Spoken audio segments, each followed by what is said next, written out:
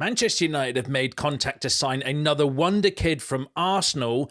Napoli have no intention of increasing their offer for Garnacho, as Chelsea are preparing their opening offer. Man United are lining up 3 replacements for Garnacho. Man United are also optimistic about signing Patrick Dorgu, and Ole Gunnar Solskjaer wants Rashford. All this plus more in today's video as we run through all the latest Manchester United news and transfer news that will keep you right up to date with everything. Welcome to Man United Review. My name's Jamie. Before we get into it, smash a like on the video and let's jump straight into it. So firstly, I want your opinions down below. Let me know in the comments what you thought about last night's result and performance. I'm not going to go too long into it because there's loads of news to go through that I want to kind of go through in this video. But ultimately, you know, it was job done. I kind of felt, you know, it's a little bit of a better performance. Still obvious holes in the squad, which are not going to be fixed, I don't think, by training. I just think there's a quality issue in the forward area. You know, just really quickly, the disallowed goal by De Ligt was an absolute joke. I thought Toby Collier was really good. I thought Bruno was frustrating, but good as well. Garnacho was good. When we conceded that equaliser, you know, I kind of felt it would have been easy for the players' heads to drop, but I liked the fact that actually they had a bit of fire in their belly to go up and you know, win that game, because I think it would have been, you know, would have been an absolute disaster if we'd drawn that game and dropped points, because I felt we kind of dominated the game a little bit, just really kind of frustrating in front of goal. We should have been out of sight by that time anyway. But yeah, Toby Collier I thought was good. Bruno I thought was, you know, frustrating at times, but really good. Garnacho, you know, loads of Garnacho news. Could have been his last performance at Old Trafford, and I kind of thought that he was developing, looked like he was kind of learning that role a little bit better. It's just lack of goals in the team, isn't it? That's the kind of issue. There's no real kind of, you know, quality in that final third. But overall, win's a win, job's done.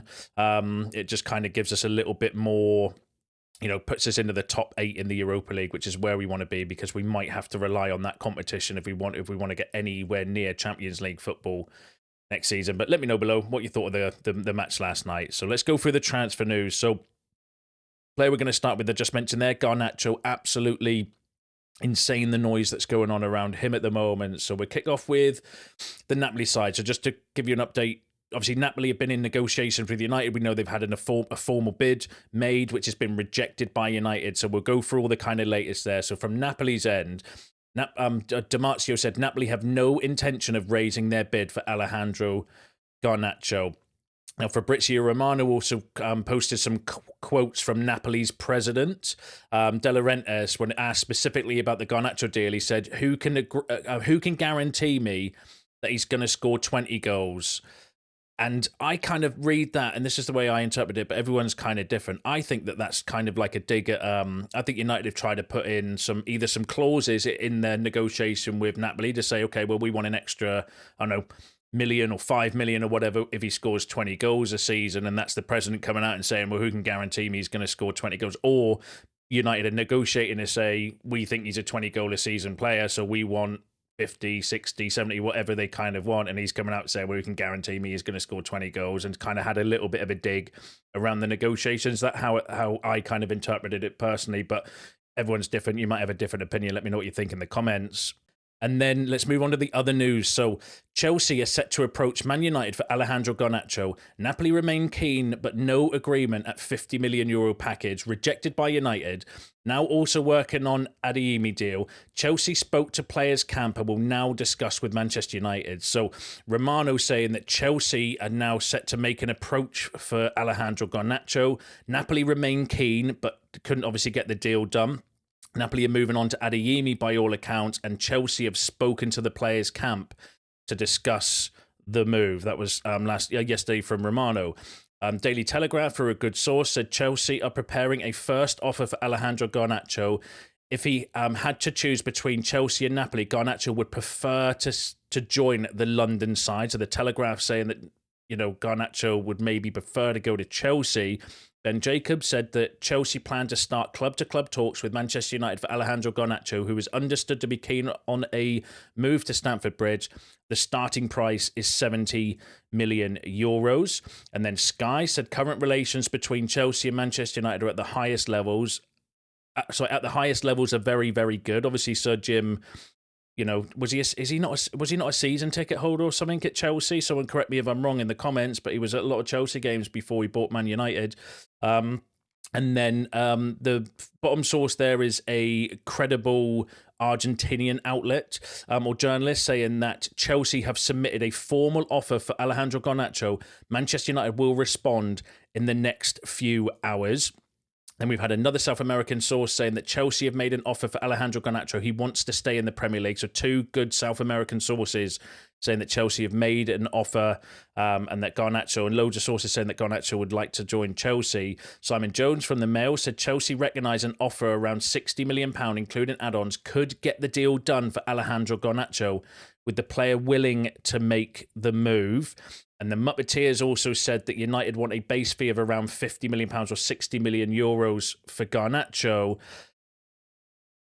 And then Ruben Amrim himself, in the press conference after the game, when asked directly about Garnacho, said he's here, he's playing for Man United, and we will see in the next days. Did not dismiss the rumours. And then the news this morning coming out is regarding saying that Chelsea is set to bid for Alejandro Garnacho today. Bid expected to be in the region of £60.5 million, and United are expected to accept the offer. Garnacho already has a verbal agreement with Chelsea. Now, that came from Man United Academy, who are actually quite a good source with everything going on behind the scenes. I think they're well connected within the kind of club, suggesting that Chelsea are going to bid £60 million and United are going to accept it. And Garnacho has already got a verbal agreement to go to Chelsea. So out of nowhere, obviously the reports over the last few days, we've been in negotiations with Napoli, and now it looks like Chelsea could be in the race for Alejandro Garnacho. So just to kind of summarise, because there's loads going on, Napoli have refused to raise, to increase. They've made £43 million bid for Garnacho. They've refused to increase it. Their president making those comments suggests to me that United demands include some kind of performance-based clause, you know, like I said, where it's, you know, 20 extra 5 million because we think he's going to score 20 goals or something like that. Chelsea have now entered the race and are reportedly making a formal offer worth up to around £60 million with add-ons. The strong relationship between United and Chelsea could be, you know, something to do with what's going on. Garnacho is open to leaving by all account.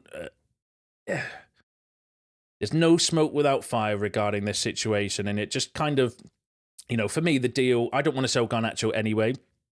I understand, obviously, the situation we're in, though, financially at the club because of the Glazers and the mismanagement. There was a really good piece, actually, in the Athletic yesterday. I don't know if anyone saw it, but it was explaining Manchester United's kind of financial. I'll maybe do it on a video when there's less kind of transfer news going on, because it was quite a long article, and it was effectively saying that United have got no cash because they bought everybody on tick, and it was explaining that basically United have got a Champions League, they're living a Champions League lifestyle on a Europa League budget at the moment, and that's been the mismanagement of the previous rate of the Glazer family, because they bought everything on debt, they're not putting their own money in, and that line of credit has interest payments that we have to pay back, and it's just causing this whole kind of mess, where actually they were saying we've got no cash at the club. Like, our cash reserve is depleted and we're buying players on tick, on credit cards or on the kind of credit facility that the club have. And that obviously comes with interest payments that we're having to pay back. We're absolutely not skint in terms of money coming in and stuff, but because all of our money is going basically on debt and interest payments, it's an absolute joke. But anyway, so for me, it just doesn't feel right, the Garnacho situation, especially selling him to Chelsea. Like, after, you know, I was kind of coming to terms with him going to Napoli, because in my head, I can bury my head in the sand and just pretend it didn't happen, because I don't have to watch him every week and I don't have to kind of, you know, see him on Match of the Day and stuff like that as well. So you can kind of, you know, ignore the problem almost. But if he goes to Chelsea, that's going to really absolutely suck. And, you know, I think after the whole Mount situation, I really hope they don't sell him on the cheap either. There's got to be some kind of better deal that we can do. You know, Chelsea want to replace Mudryk with Garnacho, so we should be getting Mudryk money for Garnacho, in my opinion, if we're selling him to Chelsea. But I'd love to hear your thoughts in the comments. Should we sell him to Chelsea, or should we stand firm and keep Garnacho? Personally, I would keep him. I don't want to sell Garnacho, especially not to Chelsea. Napoli, I could live with. but definitely not Chelsea in my opinion. But let me know what you think in the comments. Now, in terms of possible replacements, United Academy also said that Manchester United have lined up 3 replacements to replace Garnacho. Two play in the Premier League for clubs currently in the bottom half of the league. So, give us some thoughts. One might be Dorgu. Remember, Romano's linked us with Dorgu. The rumours have gone a little bit quiet on that, but I do think Ineos are doing things behind the scenes. So it could possibly be Dorgu would be one to maybe keep an eye on, because he's the only kind of, real credible player that we were kind of inquiring about. But the Daily Mail, so Sami McCoble is actually quite a good source, saying that Manchester United are keeping an eye on 18-year-old Tyler Dibling ahead of the summer, and Manchester United have some interest in Matheus Cunha. So, 2 players, bottom half of the Premier League. It's not necessarily those because it doesn't name any players, but Tyler Dibling, Matheus Cunha.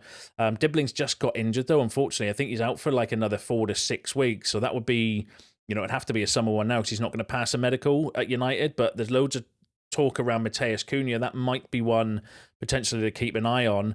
But yeah, so apparently, just to kind of summarize again, Garnacho might be going to Chelsea if they make a bid. Apparently, we're willing to accept it. We've got good relationships, and Garnacho wants to go. And then potentially lining up a replacement from a Premier League side in the bottom half. Let me know in the comments who you're thinking on that. Right, let's move on to some other the rest of the kind of transfer news. So Rashford, Marcus Rashford's hopes of joining Barcelona are receding by the day. Barcelona would need to find solutions fast to accommodate Rashford on their books, and if they decide to pursue a move, it is anticipated that it will be opportunistic and late this window. So Melissa already kind of confirming what we've been saying already about. It looks like it's just going to be down to Barcelona, or he's going to stay. He's been posting photos again of him at Old Trafford. He was there last night watching the game. He's back in training. Do you know what I mean? I can see the kind of team behind it putting out things about Man United and stuff again. So I think it almost in anticipation that he's probably going to have to be back in the squad and everything like if he doesn't get a move. But Barcelona, I think, are still trying, but they've got to sell. They're like us. They've got to sell players in order to bring Rashford in on loan. So it could go down to the wire. Barcelona are renowned for doing these sort of deals.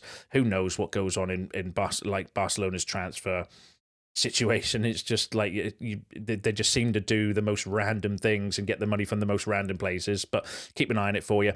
And then the other story about Ole Gunnar Solskjaer wanting him came out from a pretty decent Turkish outlet, saying that Ole Gunnar Solskjaer wants Marcus Rashford at Besiktas and is personally involved in the signing. So that could be one to keep an eye on, although it looks, the reports before were that Rashford wants to go somewhere to play, to win his England place back. And I don't know if that would be the place that he would necessarily want to go, although, maybe Solskjaer can use his charm to convince him, but that would be one, I think, unlikely personally. But yeah, I'll bring you any updates when it comes to that. Let me know what you think in the comments. Now let's move on to some incoming players. So Manchester United are optimistic a deal can be reached with Lecce for Patrick Dorgu for under 40 million euros. Club negotiations continued today. That was yesterday from Ben Jacobs. Fabrizio Romano said new bid for Patrick Dorgu from Manchester United is due soon, so we are going to go back in with another bid for Dorgu. Florian Plettenberg said Manchester United and Lecce are still apart in their negotiation for Dorgu. However, some of the parties involved feel that both clubs are getting closer to finding a good solution before deadline day. Dorgu remains professional but is ready for the move. And then the Muppeteers said that United will have more talks with Lecce for Dorgu. There is optimism around the kind of deal being done. And then Romano's come out this morning saying that Manchester United's new bid for Patrick Dorgu is Dorgu now imminent. It will be over 30 million euros after initial one was rejected. Lecce and Man United are negotiating as Dorgu remains the top target at left wing back. So that looks like that's a deal where we're going to go back in, increase the offer. Hopefully, we can get some kind of resolution on that because, we need to get a left wing back, don't we? And it's just really frustrating that it's taken this long for the kind of club to act. But as we know, we're in a position where we've got to sell to buy. And I think even though he's still at the club, I think once we've got that Dorgu deal pretty much done, Anthony will then go on his loan to Real Betis, and then we might be waiting for the Garnacho deal to go through, and then that'll all be kind of tied over. But yeah, Dorgu's definitely one. I think we're going to get a deal done there, personally. But I'll keep you updated, and I'll bring you any updates when it comes out. Let me know what you think in the comments. Now, the final player we've been linked with is Ayden Heaven. So Manchester United have made contact to Arsenal for 18-year-old talent Ayden Heaven. Man United are leading the race to sign Heaven, while Eintracht Frankfurt and Barcelona made approaches. Arsenal have also offered a new deal. Now, that came from Fabrizio Romano, so this is like one of those boat out of the blue signings, and this is how Ineos are kind of working in their transfer, just going for like never linked with him. Not a player that I've particularly heard of before, neither as well, being completely truthful with you. But really interesting profile of player. 18 years old. He's out of contract in the summer. That's why potentially we've been making a bid. That's why Frankfurt are looking at him. Barcelona made approaches. Arsenal have offered him a new contract as well. It's because he's out of contract in the summer. Again, not a player that I particularly know a great deal about, but I found this really good article summarising the player, where it said Heaven is a central defender. He can feature at left back or central midfield if necessary. So he's a left-footed centre-back, basically. Heaven is considered to be one of the brightest young prospects in Arsenal's famed academy, and he is expected to enjoy an extremely successful career at the top level. A composed, left-footed central defender, Heaven is adept to bringing the ball out from defence, and his defensive acumen is already very high for a player with such little experience. He's regarded incredibly highly at Arsenal, as shown by Mikel Arteta's desire to include in the senior training sessions. So very, very highly regarded. English as well. 18-year-old left-footed centre-back, which, and have we not got Godwill Kakonki for that as well, but then he's only 16, isn't he? So he's a young lad. So kind of, can play at left back. I don't think he would be used as left back. He's mainly a central defender, left-footed, looks good on the ball, looks very kind of calm and composed, and, is actually seen as one of the next kind of up-and-coming things coming out of the Arsenal academy, the same as what Chido Martin was as well. So that would be a little bit of good business if we can get another very talented young player in to add to the kind of mix of players that we seem to be building this, behind it, like the under 18 or 18 kind of age group. We've got Diego Leon, obviously Chido Martin, Sekou Kone's come in, and then obviously if we were to bring this as well, they're kind of accumulating very good core of young players, it seems. So that was one to keep an eye on. And then if that wasn't enough, Ayden Heaven was in attendance at Old Trafford tonight. So last night he was at Old Trafford. Apparently he is expected to make a decision on his future soon, with United hopeful of securing his signature. Now that came from Academy Scoop. Academy Scoop are very good when it comes to United's academy stuff, suggesting that Ayden Heaven was actually at Old Trafford last night. That could have been part of his tour, where we're trying to coach the player in, and we show them around, and come and watch a game at Old Trafford, see what the atmosphere is like, and all of that stuff as well. So that's one to potentially keep an eye on. But let me know what you think in the comments. Let me know what you think about all the other topics discussed in today's video, because that's you all up to date with the latest Manchester United news and transfer news. Don't forget to smash a like on the video on your way out. Subscribe to the channel if you are new. See you in the next one.